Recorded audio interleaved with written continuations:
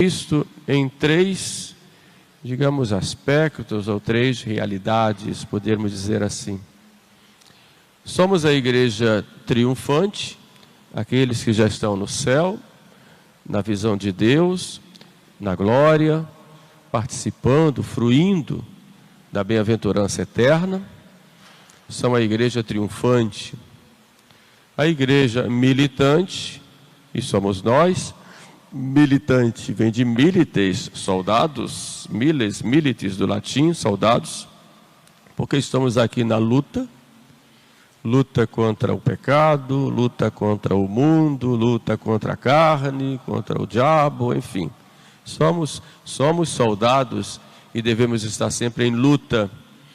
Muitas vezes perdemos batalhas, mas não perdemos a guerra, porque a vitória é sempre de Jesus. E vamos lutando. Somos também igreja peregrina, porque estamos peregrinando. Essa é a realidade nossa aqui na terra. É a realidade do somos e do viremos a ser. A vida eterna. E a igreja padecente, que é a igreja do purgatório, que são as almas que estão lá pagando, se purificando pelas penas temporais dos pecados já perdoados quanto à culpa, mas que tem que se purificar. É a realidade do purgatório, que é um dogma, que é uma doutrina da igreja, né? E o purgatório, ele está fundamentado, essa realidade, essa doutrina, na Sagrada Escritura, já no Antigo Testamento, quando nós vemos lá do Judas Macabeu enviar dinheiro, né, 10 dracmas de prata para Jerusalém, para serem oferecidos sacrifícios pelas almas dos soldados que tinham morrido na batalha. Também nós vemos essa doutrina do próprio Evangelho, já de modo bem em oblíquo, mas está lá, quando Jesus fala, primeiro naquela parábola do servo infiel, o servo que não quis perdoar, melhor dizendo, em que ele foi levado ao cárcere, onde deveria estar lá no cárcere até pagar o último centavo. Quem vai pagar o último centavo? No cárcere. Depois São Pedro vai falar do cárcere. E Jesus nos diz que há pecados que são perdoados na outra vida. Os pecados contra o Espírito Santo não têm perdão nem nesta vida, nem na outra vida, no século futuro. Portanto, há pecados que têm perdão na outra vida. É a interpretação que dão os santos padres, São Gregório Magno, São João Crisóstomo, sobretudo, falam desta realidade do purgatório, que não é aqui nessa terra. Podemos já começar a pagar aqui pelo nosso sofrimento, mas e também pelas nossas orações, pelos méritos que poderíamos adquirir, mas é na outra vida, é depois da morte, que nós temos essa realidade do purgatório. E lá as almas sofrem a pena de dano, porque já estão salvas, não podem contemplar a Deus. Tem esse grande amor, mas não podem contemplar, por isso sofrem. E a pena que nós chamamos em teologia de dos sentidos, que Santo Agostinho fala que é uma pena de fogo. Quando falamos do purgatório e das almas do purgatório, a igreja nos faz lembrar aquela frase que disse Jó quando estava coberto de lepra e chegaram seus amigos para visitá-lo. E Jó diz: tem misericórdia de mim, vós que sois meus amigos, porque a mão de Deus me feriu. A igreja aplica isso às almas do purgatório, porque elas não podem fazer mais nada por si mesmas. Nós podemos, que somos seus amigos. A mão de Deus, a mão da justiça divina as feriu, e agora elas não podem fazer, mas nós podemos usar de misericórdia fazendo por elas. Por isso é uma grande caridade rezar pelas almas do purgatório. É uma grande caridade olhar para as almas, olhar essa realidade das almas do purgatório e fazer algo por elas. E o que é que a igreja nos ensina, nos orienta na tradição? O primeiro ato que nós podemos fazer pelas almas é oferecer a Santa Missa. É o sacrifício de Cristo renovado no altar. Se no Antigo Testamento os judeus ofereciam a Deus o sangue dos animais, muito mais, Deus recebia os sacrifícios no templo, muito mais valor e de valor infinito tem o sangue de Jesus oferecido no altar pelas almas do purgatório. Por isso a Santa Missa é um sacrifício propiciatório oferecido pelos vivos e pelos defuntos. E é Cristo quem se oferece, o Pai aplica esses oferecimentos aos vivos e aos mortos. Aos mortos, às almas que estão no purgatório. Por isso, oferecer a Santa Missa é a maior obra de caridade que nós podemos fazer. Mas oferecer a Santa Missa, porque quem oferece a missa é o Cristo. E é o sacerdote que está lá, em persona Christi, quem oferece o sacrifício. Mas que tipo de oferecimento os leigos podem fazer? São os seus sacrifícios unidos ao próprio oferecimento do altar, que vão expressos concretamente quando vocês pedem para que se ofereça a missa pelas almas do purgatório ou por uma alma em especial. E Deus vai aplicar ali aquelas almas pelas quais nós pedimos. Então é muito importante, né? Nós temos esse hábito de pedirmos missas pelas almas. É um grande ato de caridade, porque nós costumamos muitas vezes pedir pelas almas quando elas morrem, quando a pessoa morre. No 7º dia a igreja fica cheia, vai todo mundo. No missa de 30º dia já diminui um pouco. De 1 ano não tem quase ninguém, né? De 2 anos alguém encontra na rua e diz: padre, reza uma missa para mim, e dá o nome assim. Tem muito disso, né? Então precisa a gente ter esse cuidado, né, de sempre pedir pelas almas. É um ato de caridade. Dizem alguns santos que o que nós fizermos pelas almas do purgatório farão por nós quando nós morrermos. É interessante essa mensagem que os santos nos dão. O segundo ato que nós podemos fazer pelas almas do purgatório são as nossas preces. Então tenhamos o costume de rezar pelas almas. Existe um ofício pelas almas do purgatório. Que alguém aqui conhece esse ofício? Lá no Nordeste tinha muito. Eu era pequeno, me lembro, meu pai, ele puxava todo mês de novembro todo, pegava os meninos ali, éramos 3, minha mãe, ele cantava o ofício, até me ouvido assim, ele cantava o ofício em português, né? Ele cantava o ofício todos os dias. Ouve, meu bom Deus, o deprecatório em favor das almas lá do purgatório. Então tinha. É bom a gente aprender a rezar o ofício. Rezem. É um mês, esse mês de novembro, né? Procurem aí, hoje certamente vão encontrar aí na internet, né? Procurem rezar essa prece. E é um ofício que tem cada hora canônica, né? Como se fosse um breviário, né? Então tem lá as orações, tem os hinos próprios, né? Então faz um bem rezar pelas almas. E faça isso então. E rezar o terço, uma via sacra, é importante, né? Salmo de Profundis, que é um salmo muito usado, né, pelas almas do purgatório.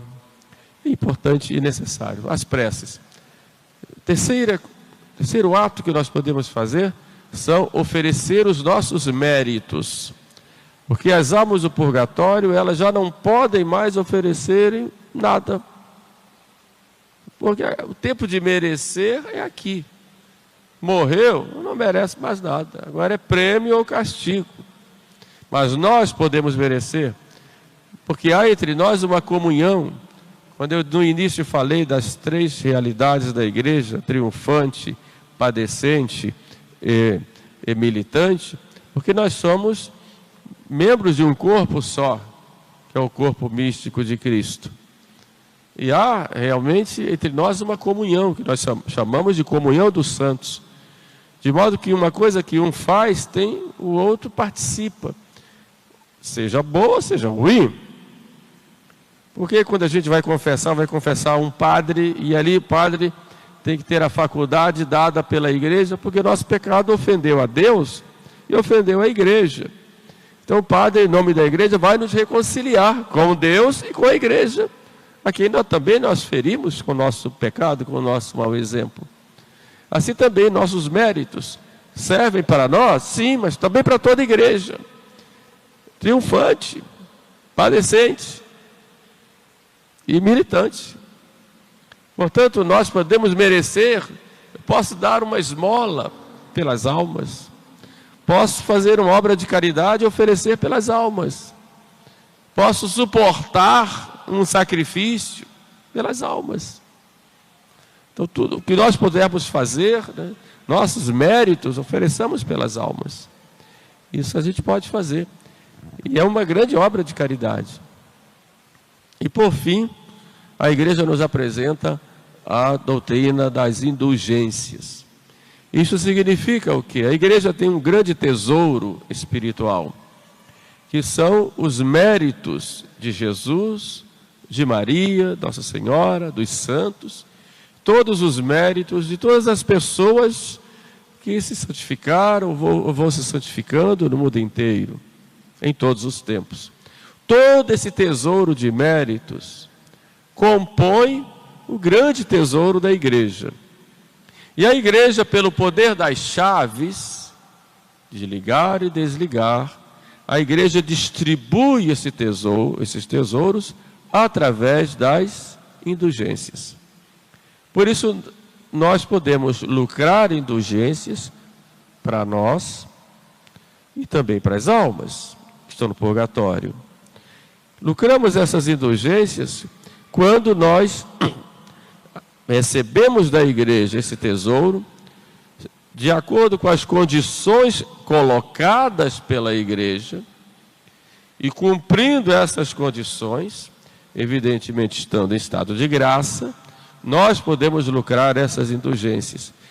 O que é a indulgência? É a remissão da pena temporal que nós merecemos pelos nossos pecados, que nós ou pagamos aqui ou pagamos na outra vida.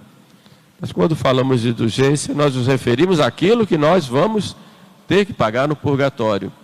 Então, de modo antecipado, nós recebemos essa indulgência, que pode ser, segundo a igreja, parcial ou total, plenária, como nós chamamos. Parcial quando remite uma parte da pena, e plenária quando remite toda a pena devida pelos pecados. Isso podemos, de acordo com as condições que coloca a igreja, algumas orações, alguns sacrifícios, enfim, as condições que tem lá no manual de indulgências. Bom, nós podemos lucrar essas indulgências, que são para nós, e podemos oferecer a Deus pelas almas que estão no purgatório. Hoje, dia 2 de novembro, a igreja pega e enriquece os fiéis com essas indulgências.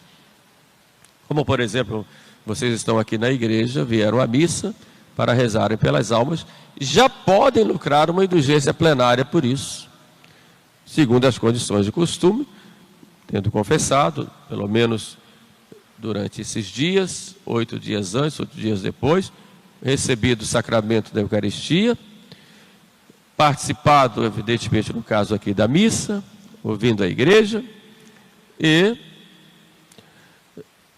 oferecendo pelas almas que estão no purgatório.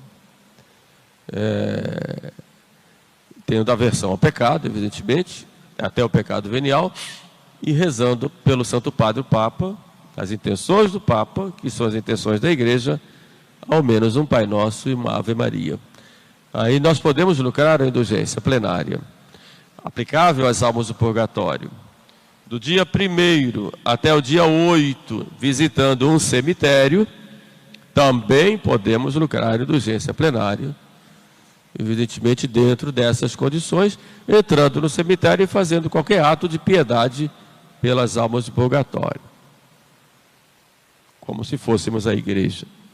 Portanto, a igreja nos abre os seus tesouros nesses dias, os tesouros das indulgências, para as almas do purgatório, porque a igreja, ela entende que é necessário que nós todos vivamos esta comunhão, porque a comunhão dos santos é uma realidade, é uma verdade de fé, mas é preciso que os fiéis vivam concretamente e conscientemente esta comunhão dos santos.